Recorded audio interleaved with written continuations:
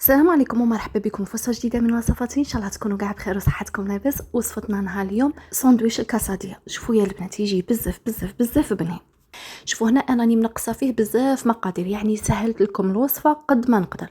وثاني انا على جال ولادي ما يبغوش فيه البصل ما يبغوش فيه الفلفل، تسمى نقصت بزاف مقادير. بصح دوك نقول لكم المقادير اللي نقصتهم باش نتوما لا ياكلوهم افراد الاسره تاعكم، نقول لكم غير زيدوهم، اكيد يزيدوه بنه. وثاني باش يجي خليط زاكي يغرم. وبدون اطاله نفوتوا المقادير وطريقه التحضير. بسم الله. جيبوا هنايا صدر تاع الدجاج ونقصوها هكا قطع بالطول، البنات شرائح رقاق بالطول، يعني رقوهم ما تخلوهمش خشن باش خفه يطيبوا لكم. وثاني يكونوا بالطول، ما يكونوش كيما نديروا في الطاكوس يعني مكعبات كيما هكا.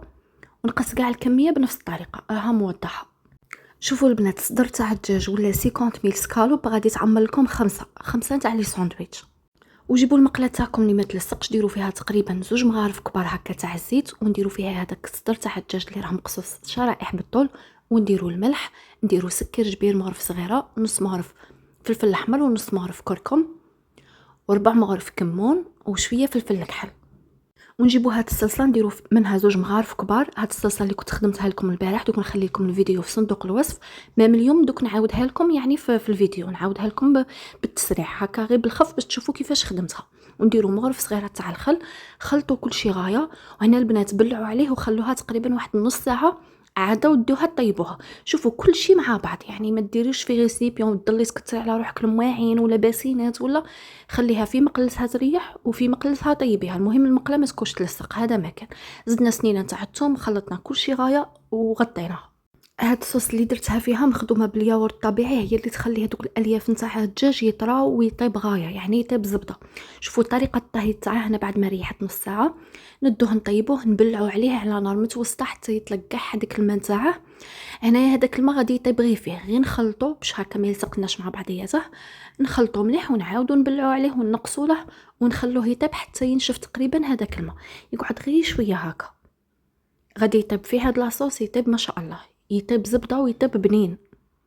كيما هكا خلطته وغطيته ونقصت.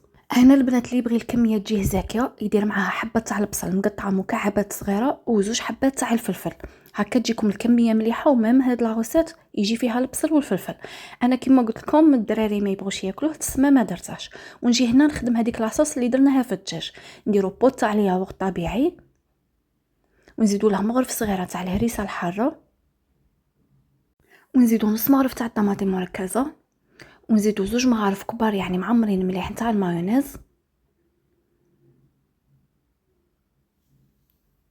كيما هكا، ومغرف كبيره تاع الكاتشوب، و3 فرماجات كيما راكم تشوفوا. ونخلطوا كل شيء غايه البنات باش هذاك الفرماج يذوب. هكا كرفسوا بالفرشيطه وضربوا مليح حتى يتخلط غايه. ولا كان عندكم الفرماج هذاك تاع الطلاء من الافضل، ولا هذاك تاع البيدو هذاك خفه يتضرب يعني خفه يتخلط معاكم. ونخلطوا كل شيء مليح حتى نتحصلوا على خليط متجانس هكا طري. هذه هي الصلصه الجزائريه في المنزل، يعني تجي بنينه بنينه بزاف خير من اللي تشروها من برا. كما قلت لكم تصلح لجميع انواع المملحات. شوفوا البنات انا هذا الخبز تاع الطاكوس شريته واجد، اللي يبغي يخدمه في الدار راني دايره فيديو من قبل دوك نحطها لكم في صندوق الوصف. المهم البنات هذا الحجم تاعه المتوسط، ماشي صغيره كاع وماشي الكبيره كاع. نجيبوا هذيك الصلصه اللي خدمناها نديروا 2 مغارف كبار، وزيدوا كميه تاع الجبن المبشور. ماذا بكم تكون نوعيه مليحه هذاك اللي يذوب غايه، يعني كاين في الاسواق كاين نوعيه رخيصه بصح مليحه في نفس الوقت. ونزيدوا هذاك الدجاج،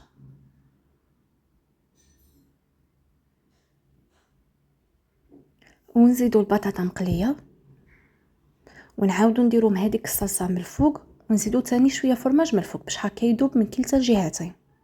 شوفوا صراحه البنات هاد لاصوص عطاتها بنا يعني هبال بنا تهبل. ونبلعوها بهذه الطريقه، يعني طريقه سهله ماهله.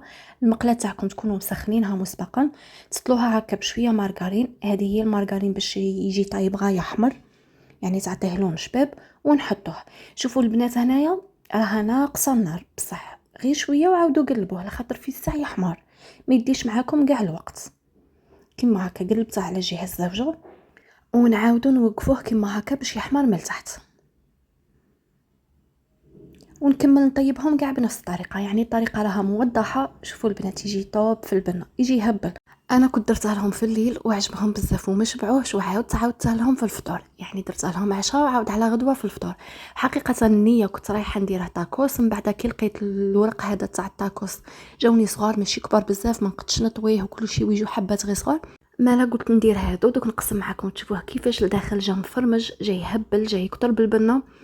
وثاني البنات ساهلين مهلين، يعني اي وحده مبتدئه تقد ديرهم. بالك الطاكوس تجيكم واعره الطويه تاعه، ولا هادو ساهلين مهلين، ما كاش اللي ما تعرفش ديرها، غير تقلبي هكا الورقه وصاي. وكما قلت لكم الا بغيتوا يعني الحشو زاكي، زيدوا حبه تاع البصل، زيدوا فيه الفلفل، تقدروا تزيدوا حتى الزيتون هكا مقطع دوائر. يعني الحشو انتي واللي كان عندك في الدار، وتاني على حسب افراد الاسره تاعك، الحاجه اللي يبغوا ياكلوها عمروا بها، يجوا بنان بنان تاع الصح. هذه يا غالياتي نقول لكم وصلنا لنهايه الفيديو، ما تنساوليش هذاك الجيم وهذاك التعليق الحلو كيفكم، والى فيديو قادم استودعكم الله الذي لا تضيع ودائعه. السلام عليكم.